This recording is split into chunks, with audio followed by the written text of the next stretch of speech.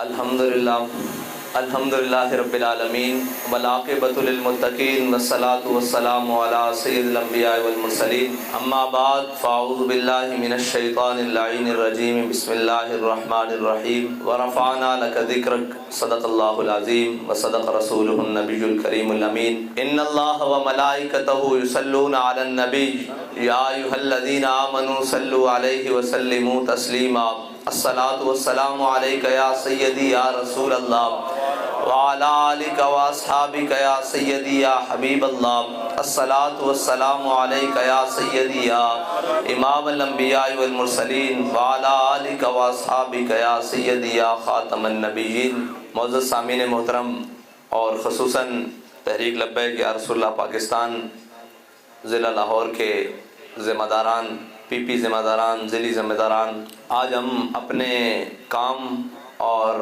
اپنے عزم کو اس طریقے سے دیکھنے کے لیے اکٹھے ہوئے ہیں کہ ہمارا کام اور ہمارا عزم، اس کا صلہ اور اس کی ظاہری غایت اور اس کا ثمر کیا ہے، اور اس سے ہم اپنی قوم، اپنی ملت اور اپنے نظریے کی بقا کے لیے کتنا فائدہ اٹھا رہے ہیں یا کتنا فائدہ لے سکتے ہیں یا لے رہے ہیں۔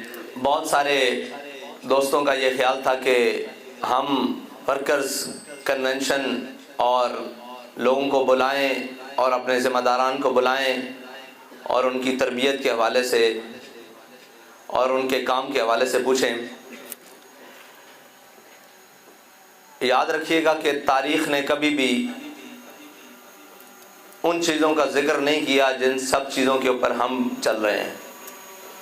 تاریخ ہمیشہ ان چیزوں کا ذکر کرتی ہے جس سے یا تو فتوحات ہوں یا شکست کے اسباب ہوں۔ تاریخ نے کبھی نہیں یہ لکھا کہ میدان میں رہنے والے کے کپڑے کیسے تھے، میدان میں کھڑے رہنے والے کا کھانا کیسا تھا، میدان میں کھڑے رہنے والے نے پوشاکیں کیسی پہن رکھی تھیں، میدان میں کھڑے رہنے والا کس خاندان کا مالک تھا، میدان میں کھڑے رہنے والا کس نسل اور کس رنگ سے تھا۔ تاریخ صرف یہ لکھتی ہے کہ میدان کے کھڑے رہنے والے نے اپنے عزم اور اپنے نظریے کے لیے اتنا بڑا کام کیا۔ یہ تاریخ کا اصول ہے، اور جتنی سادگی اور جتنے ظاہری اسباب کی کمی ہو، تاریخ کا قلم اتنا ہی حسین کر کے اس کو پیش کرتا ہے۔ اس کی مثال موجود ہے کہ میرے آقا و مولا صلی اللہ علیہ وسلم جس دن فتح مکہ والے دن داخل ہوئے تو حدیث کی کتابیں یہی بتاتی ہیں کہ ہمارے آقا و مولا صلی اللہ علیہ وسلم کا اس دن سر اقدس جو تھا وہ اتنا جھکا ہوا تھا کہ اونٹنی کے پالان کے ساتھ لگ رہا تھا۔ یعنی ایک تو ہے کہ اونٹنی کے اوپر ہمارے آقا و مولا صلی اللہ علیہ وسلم سوار ہیں، لیکن سر اقدس اتنا جھکا ہوا تھا کہ وہ سامنے پالان کو لگ رہا تھا، بالکل مکمل اپنے رب کے سامنے۔ اور تاریخ نے کبھی بھی یہ نہیں لکھا کہ جو فتوحات یا شکست والے ان کے اسباب کیا تھے۔ جب ہلاکو خان بغداد کے اوپر مسلط ہوا تو ہلاکو خان نے جب پورے بغداد کے اوپر قبضہ کر لیا تو المعتصم باللہ کو گرفتار کر کے اس نے اس کے محل میں کہا کہ میرے لیے کھانا تیار کرواؤ۔ جب کھانا تیار ہو گیا تو اس کے سامنے سونے اور چاندی کے برتنوں میں کھانا لایا گیا، اور بڑی حسین و جمیل عمارات، حرم کی عمارات جہاں المعتصم باللہ سوتا تھا، اس کا کمرہ بڑا حسین و جمیل، اس کے ضیافت خانے۔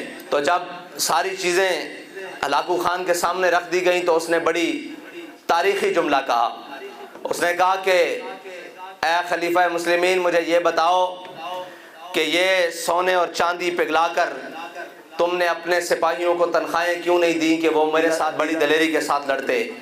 یہ پوشاکیں اتار کر، یہ سارے اس کو بیچ کر تم نے یہ جو بڑے بڑے قیمتی پردے لٹکائے ہوئے ہیں، اس کو بیچ کر تم نے تیر کیوں نہیں بنائے کہ تمہارے سپاہی مجھ پر چلاتے؟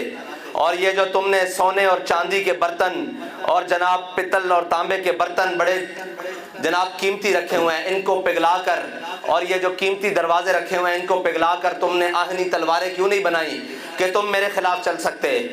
تو المعتصم باللہ کہنے لگا کہ اللہ کی یہی مرضی تھی۔ اس نے کہا المعتصم، جو میں تمہارے ساتھ کرنے لگا ہوں اللہ کی یہی مرضی ہے، وہ بھی جو میں تمہارے ساتھ کرنے لگا ہوں اللہ کی بھی یہی مرضی ہے۔ اس نے کہا تم میرے ساتھ کیا کرو گے؟ اس نے کہا میں تمہیں قالینوں اور نمدوں میں لپیٹ کر تمہارے اوپر پورے گھوڑے دوڑواؤں گا اور بتاؤں گا تمہارے بعد آنے والوں کو کہ جس نبی نے دنیا سے جاتے ہوئے اپنے گھر میں 8 اور 9 تلواریں لٹکا کر بتایا تھا کہ میری امت تمہاری بقا اس چیز میں ہے، وہ امت جا کر نرم و نازک بستروں میں کھو گئی اور سونے اور چاندی کے برتنوں میں کھو گئی اور عیش و آرام میں کھو گئی۔ یاد رکھیے گا تاریخ، آج آپ کوئی لچھے دار تقریریں نہیں سنیں گے، آج آپ وہ بات سنیں گے جس کی آپ اور مجھے ضرورت ہے۔ تاریخ کو اس سے بالکل غرض نہیں تھی کہ علامہ خادم حسین رضوی نے کتنا مہنگا سوٹ پہن رکھا تھا، آج بھی تاریخ کو اس سے غرض نہیں ہے کتنی مہنگی پگڑی اور کتنی مہنگی جوتی پہن رکھی تھی۔ تاریخ کو اس سے غرض ضرور ہے کہ اس کے دل میں کیا جذبہ تھا جس نے تمام باطل کو الٹا کر کے رکھ دیا تھا۔ ہر کفر کے سینے میں وہ غار کی ہے جو غار قیامت تک پر نہیں ہو سکتی، اور ہر کفر کے وہ ایجنڈے کو توڑ کے رکھ دیا ہے کہ ختم نبوت اور ناموس رسالت کے لیے جب بھی کوئی آنکھ اٹھے گی تو وہ کہیں گے کہ اس امت کے پاس، اس قوم کے پاس وہ طریقہ موجود ہے جو امیر المجاہدین انہیں بتا کر گئے ہیں، لہذا اس سے پیچھے ہٹاؤ ان کو۔ آپ اور میں آج اگر عہدوں کی لالچ کے لیے کام کر رہے ہیں تو یاد رکھیے جس نے بھی اللہ اور اس کا رسول کا نام لے کر عزت چاہی ہے وہ ہمیشہ ذلیل ہوا ہے۔ جس نے بھی اللہ اور اس کا رسول کا نام لے کر اپنے نام کی بڑائی چاہی ہے یا مال و دولت تلاش کیا ہے اس کا انجام یزید جیسا ہوا ہے، اور جس نے اپنا سب کچھ لٹا کر میدان میں آ کر کہا ہے کہ حق بات ہمیشہ کریں گے، ظالم کی حمایت نہیں کریں گے، اس کا راستہ ہمیشہ حسینی رہا ہے اور وہی حسینی ہے۔ آپ اور مجھے یہ یقین ہے کہ ہم نے اللہ کی بارگاہ میں پیش ہونا ہے اور رسول اللہ کی بارگاہ میں پیش ہونا ہے۔ مجھے یہ بتائیں، آپ اور مجھے یہ بھی یقین ہے کہ ہم جس رستے پر چل رہے ہیں وہ رستہ حق کا ہے، یہ یقین ہے، ہمیں یقین ہے، لیکن ہمارے پاس پھر اس کام کو کرنے کے لیے وقت کیوں نہیں ہے؟ ہمیں پھر لوگوں کو پیغام دیتے وقت شرم کیوں آتی ہے؟ ہمیں لوگوں کو پیغام، اپنے خاندان میں پیغام دیتے وقت یہ کیوں آتی ہے کہ جناب رشتہ دار کیا کہیں گے، وہ کیا کہیں گے؟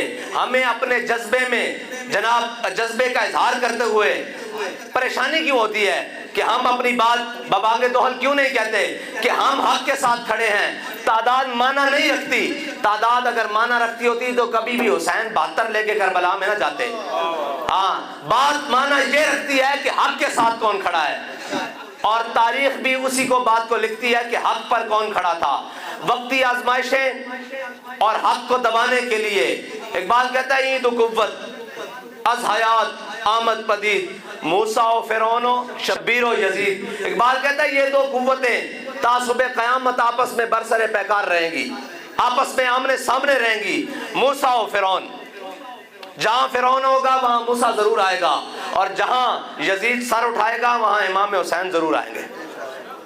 تو یہ دو قوتوں نے قیامت تک رہنا ہے۔ اب ہم اس سے گھبرا جائیں کہ جناب ہمارے پرچے ختم نہیں ہو رہے، ہمارے گھر میں پولیس کا چھاپا لگتا ہے، ہمارے 4 شیڈول کے اندر سے نام نہیں نکل رہا۔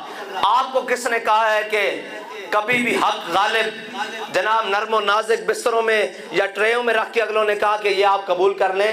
یہ سارے رستے کی سختیاں قبول کر کے جو چلے گا منزل اس کو ملے گی۔ ہاں، اور جو ان دائیں بائیں چیزوں کی طرف دیکھے گا، دنیا، یہ ساری دنیا کی چیزیں ہیں، اور شیطان کے چیلوں کا کام ہی یہ ہے کہ حق والوں کو کبھی ادھر سے کبھی ادھر سے کبھی ادھر سے کبھی ادھر سے چھیڑ کر الجھائے رکھنا اور یہ ڈرائے رکھنا کہ جناب آپ کے ساتھ ایسے ہو جائے گا، آپ کے ساتھ ایسے ہو جائے گا۔ مجھے بتاؤ، ہمارے ساروں کے ساتھ امام حسین کے قبیلے سے زیادہ تو کچھ نہیں ہو سکتا۔ جب وہ حق کے لیے کھڑے رہے ہمیں تو مسئلہ ہی کوئی نہیں ہے۔ اگر ہم سب بھی مل جائیں، سارے کارکنن اور سارے لوگ بھی مل جائیں، ہمارے ساتھ بابا جی سے کے اوپر جو ظلم ہوا اس سے زیادہ تو کچھ نہیں ہو سکتا۔ اور مرنا تو ہے ہی۔ امام حسین نے کیا کہا؟ جب اس جسم کو موت آنی ہے تو پھر کیوں نہ اللہ اور اس کے رسول کے رستے پر، حق کے رستے پر آ جائے۔ تو ہم کیوں خوف کھاتے ہیں؟ ہم کیوں پریشان ہیں؟